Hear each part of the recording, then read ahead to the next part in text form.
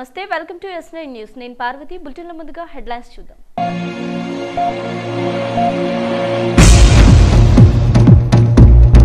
వచ్చే ఎన్నికల్లో తెలంగాణలో అధికారంలోకి వచ్చేది బీజేపీ ప్రభుత్వమేనన్న కేంద్ర మంత్రి భగవత్ కుబా మహబూబ్నగర్ జిల్లా బీజేపీ కార్యాలయంలో మీడియా సమావేశం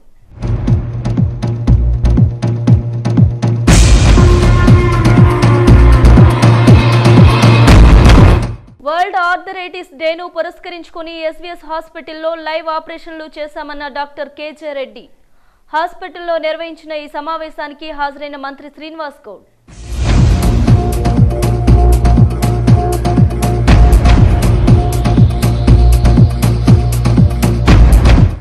బీఆర్ఎస్ పార్టీలో చేరిన 22వ వార్డుకు చెందిన బీజేపీ నాయకులు అభివృద్ధిని చూసి పార్టీలో చేరుతున్నారన్న మంత్రి శ్రీనివాస్ గౌడ్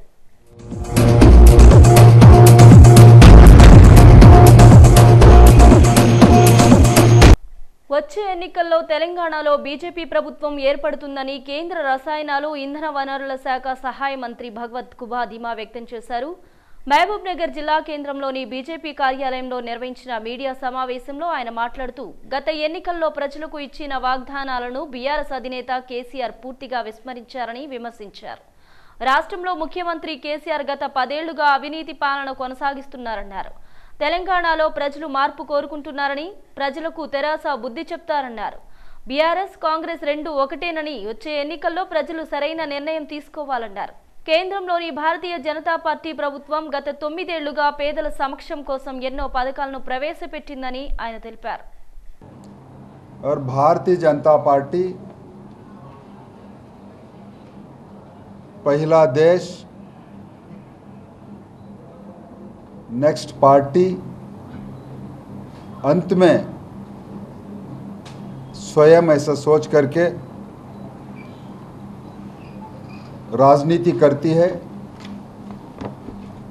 और इस चुनाव का तैयारी के लिए भारतीय जनता पार्टी हर बूथ में कार्यकर्ताओं का फौज बनी हुई है और चुनाव करने के लिए ये एक उंगली पर भारतीय जनता पार्टी का कार्यकर्ता खड़ा है. बूथ से लेकर के मंडल तक यानी असेंबली तक सारे हमारा कार्यकर्ता और सारे समिति हर मोर्चा चुनाव का तैयारी में जुटे हुए और भारतीय जनता पार्टी जात का राजनीति नहीं करती, अपीजमेंट का राजनीति नहीं करता. जैसे टीआरएस यानी बीआरएस और कांग्रेस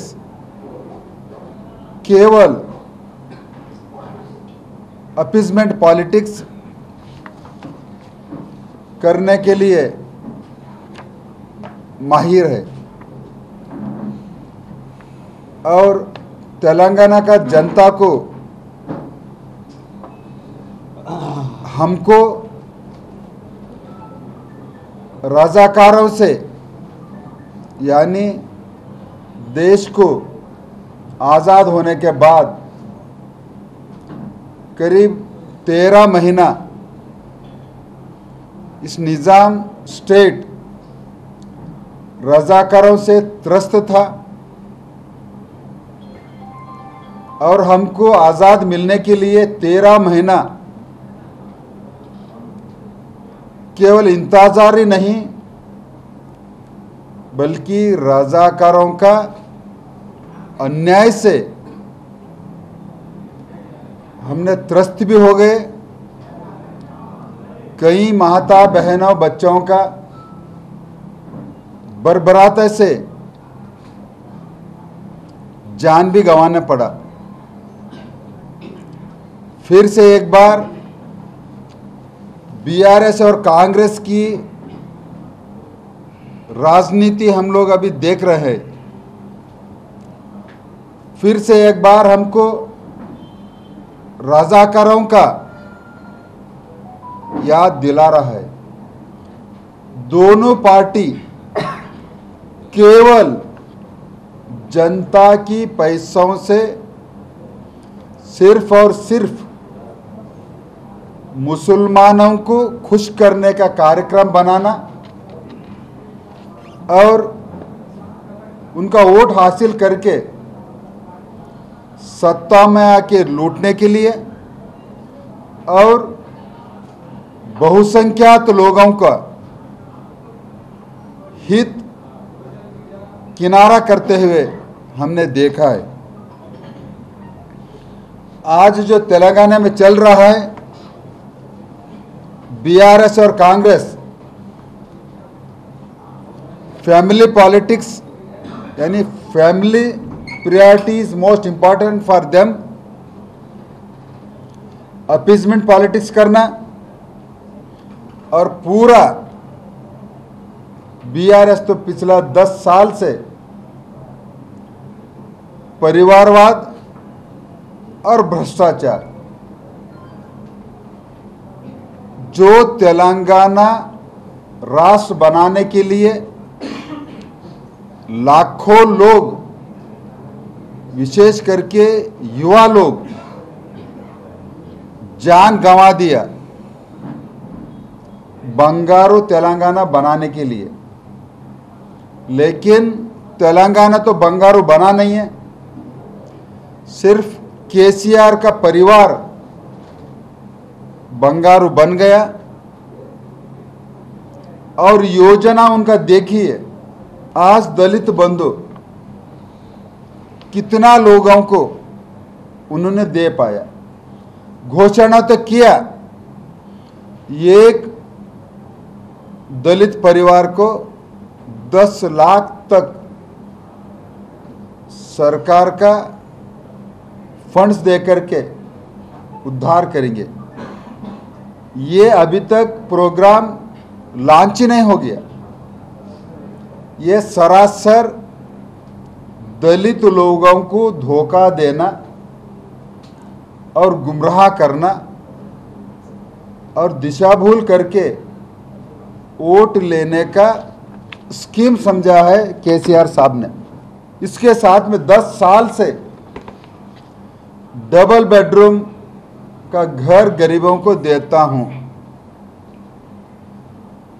तो मैं तेलंगाना के गरीब लोगों से मैं पूछना चाहता हूं कि कितना लोगों को डबल बेडरूम का घर दिया है। अभी तक एक भी घर डबल बेडरूम का नहीं दिया है। ये जुमलेबाज केसीआर की सरकार है। इतना ही नहीं, 10 साल से बोल रहे हर परिवार से एक युवा को मैं सरकारी नौकरी दूंगा। सरकारी नौकरी हर घर से अभी तक नहीं दिया है। और सबसे बड़ा दुर्भाग्य, जो मेहनत करके छात्र लोग साल भर मेहनत करते हैं, जब एग्जाम को जाते हैं लिखने के लिए, एग्जाम पेपर लीक हो जाता है।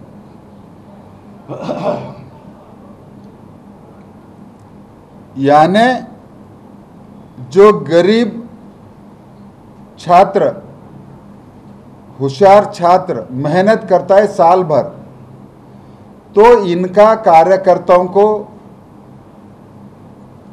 पेपर लीक करके पास कराने के चक्कर में या पास पैसा कमाने के चक्कर में पेपर लीक हो जाता है। तो गरीब छात्र, मेहनत करने वाला छात्र, उनका मन के ऊपर कि क्या बीतता होगा, ये वो गरीब ही बता सकता है। इसका बद्दुआ ये आने वाला चुनाव में केसीआर का परिवार और उसका पार्टी को, सभी कैंडिडेट्स को लग जाएगा। मैं बोल रहा हूं, सभी को इसका बद्दुआ। ये मामूली बद्दुआ नहीं है, ये बिल्कुल लगने वाला है। हर जिले में सरकारी का सुपर स्पेशलिटी हॉस्पिटल में बना दूंगा। केसीआर साहब, मैं आज महबूबनगर डिस्ट्रिक्ट हेडक्वार्टर से बोल रहा हूं, यहाँ है क्या? मैं आपसे पूछ रहा हूं, सुपर स्पेशलिटी हॉस्पिटल बना है सरकार से? मैं आपसे पूछ रहा हूं, मैं माध्यम के मित्रों से पूछ रहा हूं, तो उनसे पूछ लेना। अभी हर जिले में जो भी कैंडिडेट आता है, केसीआर जिस जिले में भी आता है, उनका मंत्री जिस जिले में भी आता है, भैया डिस्ट्रिक्ट के हेडक्वार्टर में आपने बोला था कि सुपर स्पेशलिटी हॉस्पिटल में बना दूंगा। इस क्षेत्र के कहां पर बनाए हमको दिखा, हम देख रहे हैं। 10 साल से बोलना, उसको छोड़ना नहीं है। ये धोखा देने वाला पॉलिटिक्स नहीं चलने देना। पूरा तैयारी से चुनाव में अभी बूथ बूथ तक, घर घर तक प्रचार के लिए उतारा है। तो 10 साल की केसीआर यानी बीआरएस सरकार को जनता से मैं अपील करता हूं, उखाड़ के फेंकना है। और कांग्रेस और बीआरएस दोनों सट्टे बट्टे है। कांग्रेस कोई उससे हटके नहीं है। उनका भी सरकार कोई भी राज्य में है तो इतना ही करप्शन, इतना ही अब्यूजमेंट पॉलिटिक्स, इतना ही परिवारवाद, और उस राज्य का अर्थव्यवस्था कंप्लीटली वॉश आउट कर देते हैं वो लोग। और कांग्रेस तो नया नया गारंटी लेकर के आ रहा है। कर्नाटक में गारंटी दे रहा है, अभी करंट नहीं है वहाँ पर, सैलरी नहीं मिल पा रहा है। 5 महीना हो गया, 136 लोग जीत के आया। एक भी मुख्यमंत्री से लेकर के उनका एक भी एमएलए एक डेवलपमेंटल काम का उद्घाटन नहीं किया अभी तक। सिर्फ और सिर्फ लोकसभा चुनाव के लिए, जैसा चंद्रशेखर राव दलित बंधु का स्कीम खाली घोषण रहा, कुछ नहीं करा।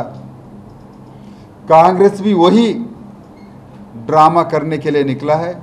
ये दोनों पार्टी सट्टे बट्टे, एक ही कॉइन के 2 पहलू है। तो कृपा करके इनका इतिहास दे करके इनको उखाड़ के देना। और भारतीय जनता पार्टी पिछला 9.5 साल से नरेंद्र मोदी जी जो सरकार, करप्शन फ्री सरकार, ट्रांसपेरेंसी एडमिनिस्ट्रेशन और अपीजमेंट फ्री सरकार दिया है, इसी के कारण एक असेंबली में 2 लाख से ज़्यादा लाभार्थी है। एक बार मौका भारतीय जनता पार्टी को दे दीजिए। और खास करके डबल इंजन यानी केंद्र में भी भारतीय जनता पार्टी का सरकार और तेलंगाना में भी भारतीय जनता पार्टी का सरकार रहा। तो जितना 10 साल में केसीआर ने इस राज्य को डेवलपमेंट को जो पिछड़ा कर दिया, हमको मौका दीजिए, हम करके देंगे। और महबूबनगर असेंबली के लोग भी भारतीय जनता पार्टी का हमारा प्रत्याशी जो भी बनेगा उनको प्रचंड बहुमत से जीत के देने के लिए मैं विनती करता हूं। और मैं लगातार चुनाव तक मेरा प्रवास रहेगी। అక్టోబర్ 12 ప్రపంచ ఆర్థరైటిస్ డేను పురస్కరించుకొని ఎస్వీఎస్ హాస్పిటల్ ఆధ్వర్యంలో 8 లైవ్ ఆపరేషన్లను చేసినట్లు డాక్టర్ కేజే రెడ్డి తెలిపారు. ప్రపంచ ఆర్థరైటిస్ డే సందర్భంగా గత వారం రోజుల నుండి ఎస్వీఎస్ హాస్పిటల్ ఆధ్వర్యంలో అవగాహన కార్యక్రమాలు నిర్వహిస్తున్నట్లు తెలిపారు. ఈ సందర్భంగా ఎస్వీఎస్ హాస్పిటల్ నిర్వహించిన కార్యక్రమానికి మంత్రి శ్రీనివాస్ గౌడ్ హాజరయ్యారు. ఈ సందర్భంగా ఆయన మాట్లాడుతూ ఎంతో మంది ఆర్థరైటిస్ తో బాధపడుతున్నారని, అలాంటి వారి కోసం ఈ అవగాహన కార్యక్రమాలు ఏర్పాటు చేయడం గొప్ప విషయమన్నారు. అనంతరం డాక్టర్ కేజే రెడ్డి మాట్లాడుతూ ఆర్థరైటిస్ తో బాధపడేవారు ఎలాంటి ఆహారం తీసుకోవాలి, ఎటువంటి వ్యాయామం చేయాలి, ఎటువంటి జాగ్రత్తలు తీసుకోవాలో అవగాహన కల్పించినట్లు తెలిపారు. దేశంలో ఎంతో మంది ఆర్థరైటిస్ తో బాధపడుతున్నారని, అటువంటి వారికి ఈ అవగాహన కార్యక్రమాలు ఎంతో ఉపయోగపడతాయని ఆయన వెల్లడించారు. So that's the fracture. Can you see the acetabulum as well as the femur? But this is the first butterfly fragment here. I can see this one. We just need to mobilize that a little bit.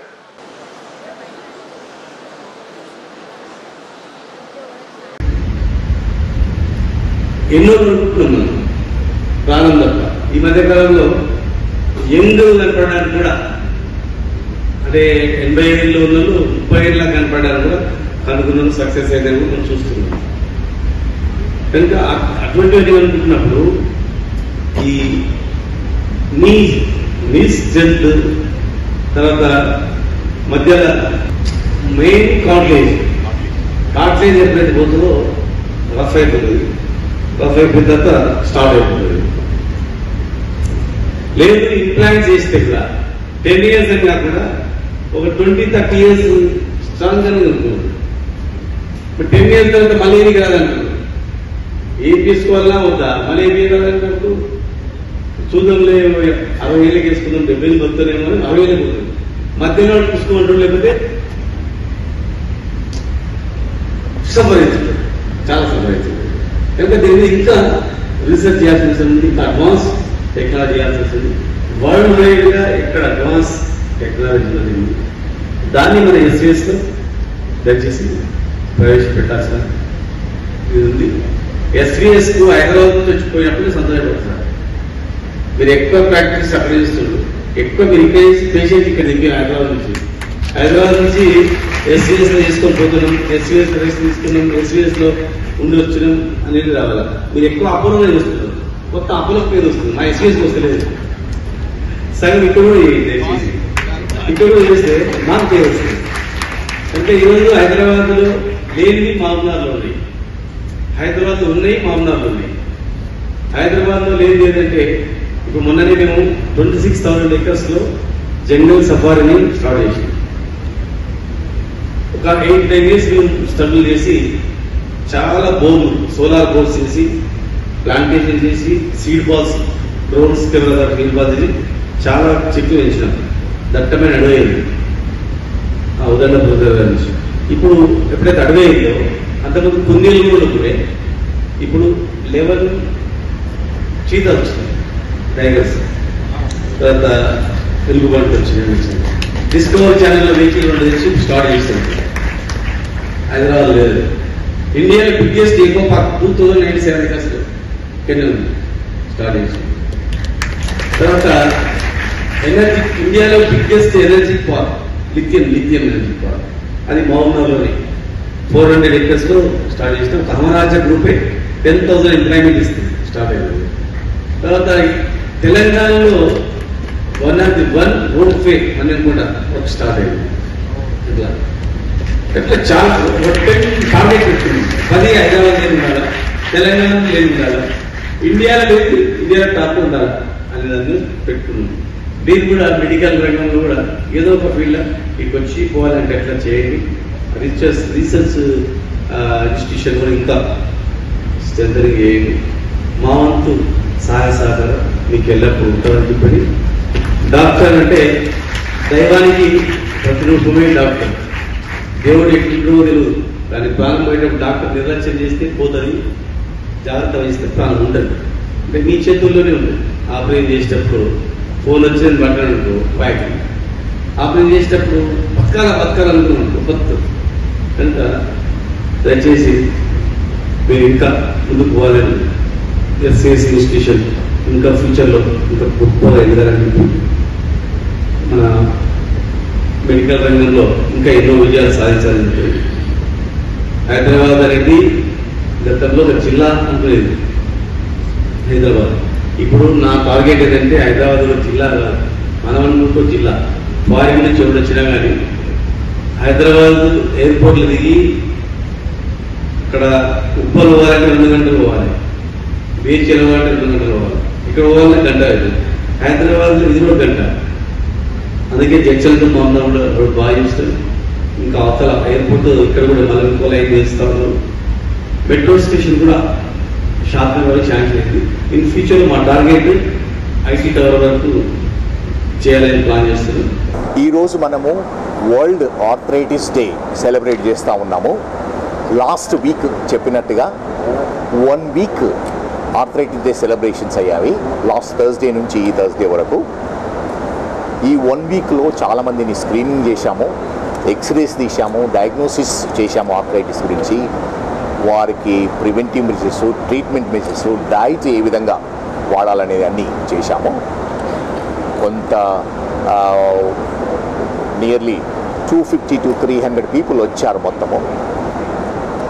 వాళ్ళందరికీ advise ఇచ్చి కొందరికి operations అవసరం ఉన్న వాళ్లకు dates ఇచ్చాము. ఈరోజు 8 operations, 2 hip operations, 6 నీ operations, live surgeries చేస్తూ ఉన్నాము. ఈ లైవ్ సర్జరీస్ చేసే surgeons various parts of the country నుంచి వచ్చారు, ఎక్స్పర్ట్స్ ఇన్ దిస్ ఫీల్డ్. ఇది ఒక విధంగా పేషెంట్స్కు బెనిఫిట్ అవుతుంది. ప్లస్ ఇప్పుడు నియర్లీ 600 ఆడియన్స్ ఉన్నారు ఇక్కడ. వీళ్ళందరికీ టీచింగ్, ట్రైనింగ్ చాలా ఇంపార్టెంట్. ఎందుకంటే ఆర్థరైటిస్తో చాలామంది ఇండియాలో సఫర్ అవుతున్నారు.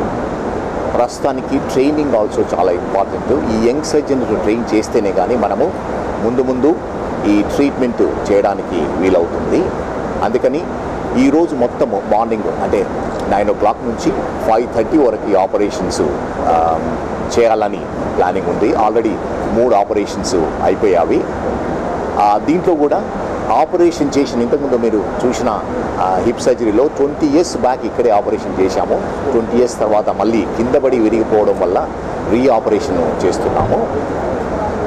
సో ఇన్ బిట్వీన్ ఆపరేషన్స్ మధ్యన ఎక్స్పర్ట్స్ వాళ్ళ ఒపీనియన్స్, వాళ్ళు చేసిన డిఫికల్ట్ కేసెస్, టిప్స్, ట్రిక్స్ అన్నీ షేర్ చేసుకుంటాము ఒకరితో. సో ఇది most important part of world arthritis day ఏంటంటే అవేర్నెస్ తీసుకురావడము ప్రజల దగ్గర, సొసైటీ దగ్గర. ఈ ఆర్థరైటిస్ అనేది ట్రీటబుల్ కండిషన్స్, ఇనిషియల్ స్టేజెస్లో ఉన్నప్పుడు సింపుల్ మెజర్స్తో దీన్ని మనము ప్రివెంట్ చేయడానికి వీలవుతుంది. సో మీ మీడియా మిత్రులతో మా రిక్వెస్ట్ ఏంటిదంటే ఇది సొసైటీలో ప్రతి ఒక్కరికి ఈ అవేర్నెస్ అనేది తీసుకురావాలి. ఈ స్క్రీనింగ్ ప్రోగ్రామ్ అని ఈ రోజుతో ఆపలేదు, ఇది కంటిన్యూ అవుతూ ఉంటుంది. ఎవరైతే ఆర్థరైటిస్ నీస్ కానీ హిప్స్తో సఫర్ అవుతున్నారో వాళ్ళందరూ డైలీ వచ్చి ఈ స్క్రీనింగ్ ప్రోగ్రాంలో పార్టిసిపేట్ చేసి మీకు ట్రీట్మెంట్ కానీ, ప్రివెంటివ్ మెజర్స్ కానీ, ఎటువంటి ఆపరేషన్స్ అవసరం ఉన్నా మేము తక్కువ కాస్ట్తో చేయాలని ప్లాన్ చేస్తాం. బీఆర్ఎస్ ప్రభుత్వం చేస్తున్న అభివృద్ధికి ఆకర్షితులై తమ పార్టీలో చేరేందుకు ఉత్సాహం చూపిస్తున్నారని మంత్రి శ్రీనివాస్ గౌడ్ అన్నారు. మహబూబ్ నగర్ జిల్లా కేంద్రంలోని బీఆర్ఎస్ పార్టీ కార్యాలయంలో 22వ వార్డుకు చెందిన బీజేపీ పట్టణ అధ్యక్షుడు అద్దని శ్రీనివాసులు, వార్డు అధ్యక్షుడు కట్టంగారి కృష్ణతో పాటు 50 మంది మంత్రి సమక్షంలో బీఆర్ఎస్లో చేరారు. పార్టీలో చేరిన వారికి మంత్రి కండువాలు కప్పి పార్టీలోకి ఆహ్వానించారు.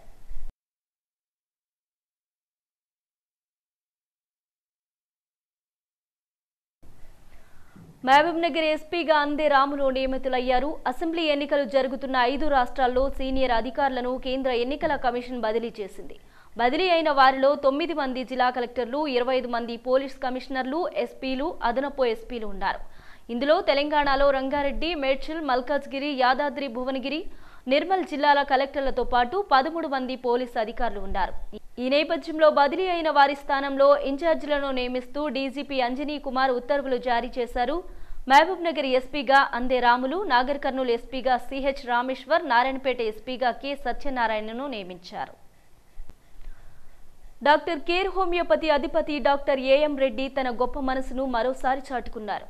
మహబూబ్ నగర్ జిల్లా కేంద్రంలో డాక్టర్ కేర్ హోమియోపతి బ్రాంచ్ మేనేజర్గా పనిచేస్తూ గత కొంతకాలం క్రితం అనారోగ్యంతో మృతి చెందిన బొంగు సుధాకర్ కుటుంబానికి అండగా నిలిచారు. అకారణంగా మరణించిన సుధాకర్ కుటుంబానికి అంబటి ట్రస్ట్ ద్వారా 1,50,000 రూపాయల చెక్కును అందజేశారు.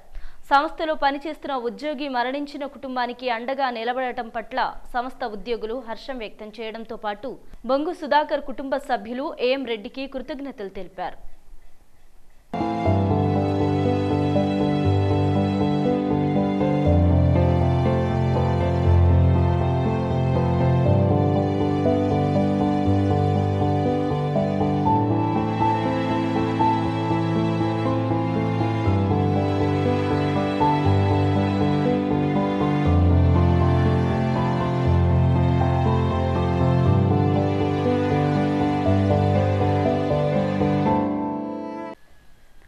వచ్చే ఎన్నికల్లో కాంగ్రెస్ పార్టీ శక్తి ఏమిటో చూపిద్దామని నాగర్ కర్నూలు జిల్లా కాంగ్రెస్ పార్టీ సీనియర్ నాయకులు నాగం జనార్దన్ రెడ్డి అన్నారు.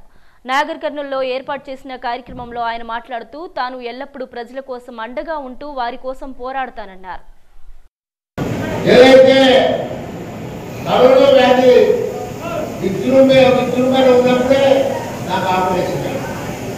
ఇక్కడ కొన్ని వందల మంది నాగర్ కర్నూలు హాస్పిటల్లో ఆ లోపల ఉన్నారు. ఒక్కడే చెప్పిన బాబు కనీసం ఒక పూట వాళ్ళకి చికెన్ బిర్యానీ అయినా తెచ్చి పౌష్టికాహారం అందించాల్సిన బాధ్యత మన కుటుంబాన్ని. ఎందుకంటే మనం కూడా ఈ నాగర్ కర్నూలు ప్రజల కుటుంబంలో ఒక సభ్యులమని చెప్పి నేను చెప్పడం జరిగింది. ఎక్కడ పోయిందా వీళ్ళు ఎక్కడ పోయిండ్రు కరోనాప్పుడు? ఇలా ఈ ప్రాజెక్టు ఏమైనా గురించి తెలుసా మీకు? తెలంగాణ నీటి వాటా ఏందో తెలుసా మీకు? దాన్ని కొడతారు. అరే ఏదో మాట్లాడి సరిపెడితే ఎవరో పెట్టిండ్రు, అది ఎప్పటికప్పుడు మారుతుంటుంది బాబుగారు. బులెటిన్ ముగించే ముందు హెడ్లైన్స్ మరోసారి చూద్దాం.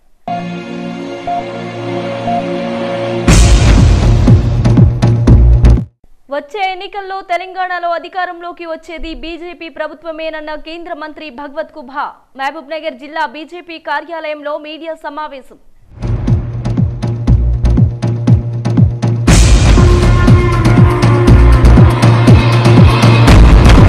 వరల్డ్ ఆర్థరైటిస్ డేను పురస్కరించుకుని ఎస్వీఎస్ హాస్పిటల్లో లైవ్ ఆపరేషన్లు చేశామన్న డాక్టర్ కేజే రెడ్డి. హాస్పిటల్లో నిర్వహించిన ఈ సమావేశానికి హాజరైన మంత్రి శ్రీనివాస్ గౌడ్.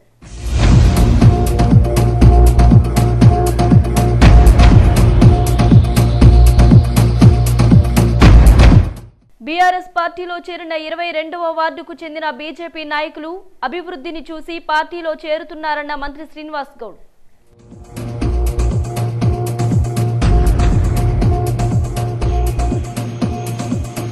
ఇవి బులెటిన్ అప్డేట్స్. మరిన్ని అప్డేట్స్ కోసం చూస్తూనే ఉండండి S9 న్యూస్.